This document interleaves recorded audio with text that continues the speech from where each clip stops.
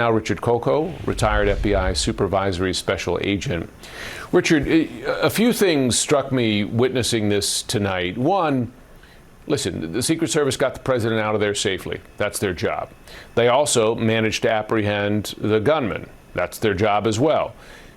There was a disjointedness, though, if I could say so, and I'm not taking issue with any of the agents who put their lives on the line as they stood there in the midst of, not knowing where the threat was coming from necessarily.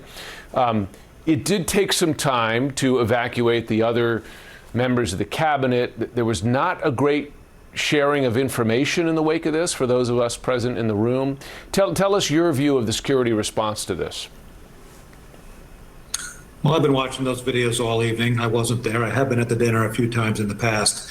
The Secret Service's priority is the President of the United States. The other members are secondary. They took care of what their main focus is, and they seem to do that very efficiently and effectively, and got the president out of harm's way as quick as possible. And of course, all the other cabinet members, they have their own security teams as well. So there's a lot of communication. I've heard some of your other guests talk about all the planning that goes into putting this event together every single year.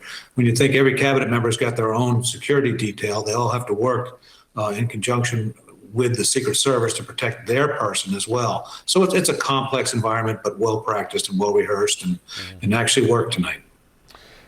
Tell me about your view of the security cordon, because again, there was nothing unusual about this. I've been to more dinners than I can count. It's always at the Washington Hilton. There is always a security cordon to enter the room with magnetometers, etc. But to get into the building, there are others in the building. There are guests in the hotel. Getting into the building itself is not that difficult, frankly. I believe there were even some protesters who managed to get in earlier tonight. Is that enough security for events like this, attended by the president and other senior members of the government, going forward? Well, you're talking about that inner perimeter. You're talking about inside the walls of the hotel. As John Miller said, this starts way outside. There's counter surveillance vehicles going around. There's license plate readers. They're looking for suspicious cars, license plates that don't match, suspicious people.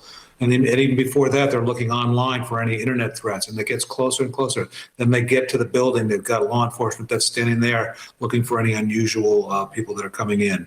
And then you finally get to the metal detectors, then you finally get into the ballroom, and then you finally get to the president. Each one of those has a perimeter. Each one of those has a protocol and a policy and a procedure to protect the president, and it worked.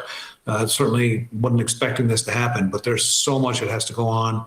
They will certainly review this. I'm fascinated, investigatively, we're going to do that timeline. When did this person make their reservations to come to Washington, D.C.?